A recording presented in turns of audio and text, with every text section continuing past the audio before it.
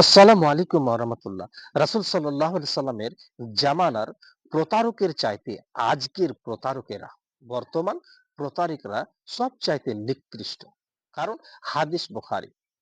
হযরত হুযায়ফা রাদিয়াল্লাহু তাআলা আনহু তিনি বলেন, রাসূলুল্লাহ সাল্লাল্লাহু আলাইহি সাল্লামের জামানার চাইতে রাসূলুল্লাহ সাল্লাল্লাহু আলাইহি সাল্লামের প্রতারকের জামানার চাইতে আজকের প্রতারকেরা, আজকের মুনাফিকরা সবচাইতে নিকৃষ্ট। কারণ রাসূল সাল্লাল্লাহু আলাইহি সাল্লামের জামানার প্রতারকেরা গোপনে পাপ করত, গোপনে সুদ খেত, গোপনে চুরি করত, গোপনে আত্মসাৎ করত।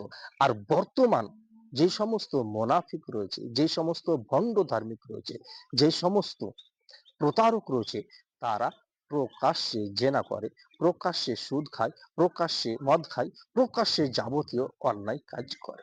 অতএব রাসূলুল্লাহ সাল্লাল্লাহু আলাইহি ওয়াসাল্লামের জামানার চাইতে আজকের প্রতারক সবচাইতে নিকৃষ্ট।